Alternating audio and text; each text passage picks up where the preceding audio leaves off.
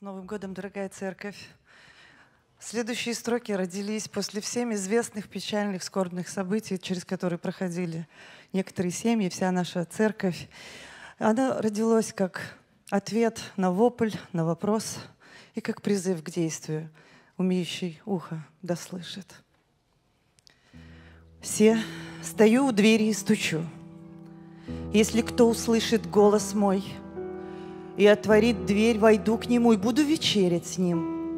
И он со мной на престоле моем, как и я, победил и сел с отцом моим на престоле его. Имеющий ухо да слышит, что Дух говорит церквям. Господь к нам стучит, а мы почему-то не слышим. Иисус к нам взывает, а мы отвращаем свой взгляд.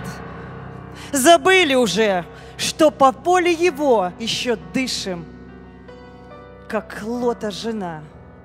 Все хотим обернуться назад. Как древом могучим корнями мы в землю врастаем.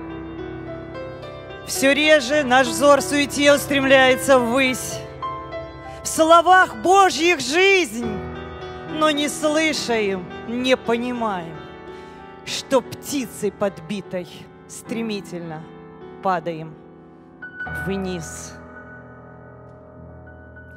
Как больно, когда смерть кого-то из нас забирает.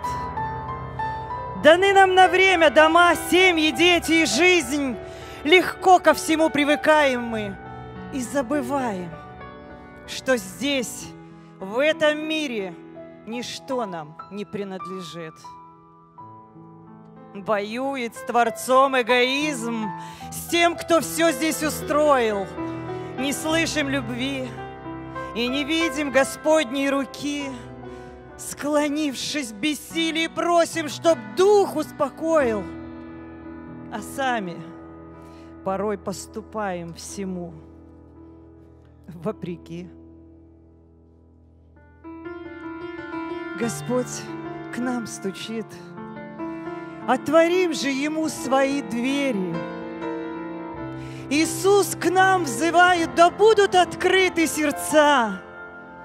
Он силой своей восстановит любые потери. В любви Его к нам никогда не бывает конца. Се, стою у двери и стучу.